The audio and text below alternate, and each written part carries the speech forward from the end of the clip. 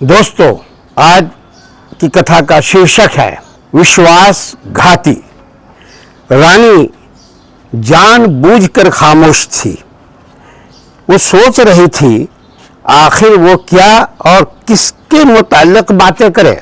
नानी जिंदा नहीं, चालबाज मामी और मतलबी मामा इसके माता पिता और विश्वासघाती राजा भी इसका भाई है।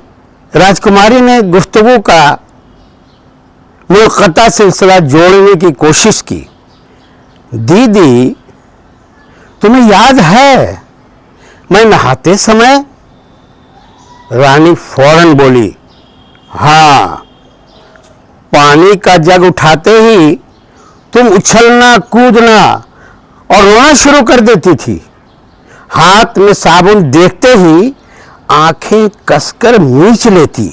सबसे मुश्किल काम सर से हाथ हटा हटा कर बाल झाड़ना और आसान काम कपड़े पहनाना। तुमको खुद से कपड़े पहनने और बन संवर कर आईना देखने में बड़ा मजा आता था। राजकुमारी चहककर बीच ही में बोली, दीदी, तुम्हें तो सब कुछ याद है। रज्जू, यादें सहेलियां सी होती और मौसम की तरह आती जाती रहती। माजी अचानक फरार जाने की तरह रानी के रूबरू आ खड़ा मुस्कुराने लगा। वो रात अमावस की नहीं थी। पूनम की शीतल किरणें माँ के आंचल की तरह सुकून बख्श रही थी। खिड़की से चांद उसे और वो चांद को देख रही थी। न जाने कब उसकी आंख लग गई। जब उसकी आंखें खुली तो खुली की खुली रह गई। चोर सेंध लगाकर डाकू बना लूट रहा था। उसकी गिरफ्त घड़ियाल जैसी थी। मुदाफ़अती हरबे नाकाम साबित हो रहे थे। लगातार बचाव से थक कर वो सुबकने लगी थी और फातिह हुक्मरान की तरह मकबूजा जागीर के चप्पे चप्पे का जायजा ले रहा था। वो उसी समय गांव के मंदिर से सीताहरण का प्रसंग सुनाया जा रहा था। उसने कान में फुसफुसाकर कहा था, रानी, दोष मेरा नहीं, दोषी तुम्हारा सुंदर रूप और ये कामनी कोमल काया है। तुम्हारा अंग अंग मादक और शरीर सुख सागर जैसा। वो अलविदाई बोसे लेने के लिए झुका ही था, तब वो उसके मुंह पर थूक कर बोली थी, नीच पापी, तुम्हें मालूम नहीं औरत का एक रूप दुर्गा का भी होता है। थूक को आस्तीन में पोंछकर राजा ने बेशर्मी से कहा था।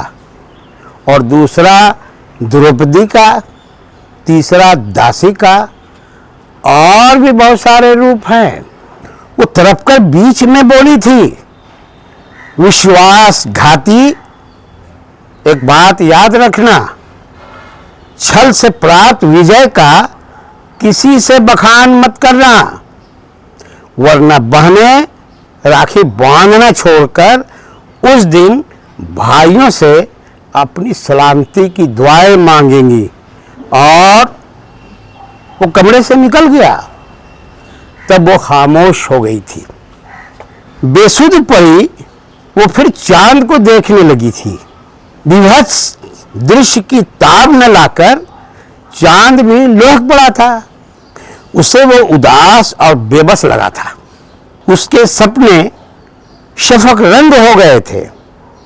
उसने सोचा था कि वो पलक झपकते कंगाल हो गई। अब वो जीवन साथी को अनमोल रतन का तोहफा नहीं दे सकती।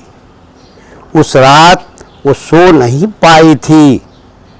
अचानक उसने करवट बदली, तब उसका रेजा रेजा बिखरा वजूद मुकम्मल होने लगा था।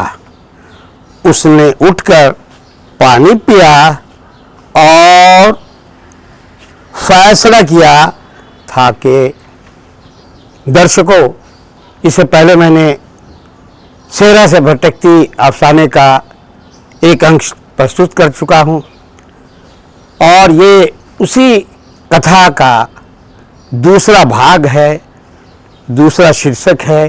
एक घटना है जिस घटना में एक व्यथा है, एक दर्द है, संबंधों का अपमान है, संबंधों का निरादर है, संबंधों के साथ विश्वासघात है। और मैं वादा करता हूँ कि आप लोगों को मैं नामी गिरामी उर्दू और हिंदी साहित्यकारों की कथा से भी मैं कथा अंश पेश करूँगा और लघु कथाकारों की भी लघु कथाएँ प्रस्तुत करूँगा। आपका बेहद शुक्रिया कि आपने मेरे पहले भाग को न सिर्फ देखा बल्कि तमाम लोगों ने ये कहा कि इस सिलसिले को जारी रखा जाए और आपके व्यूज़, आपके कमेंट्स ने मेरा मनोबल बढ़ाया। बहुत बहुत धन्यवाद।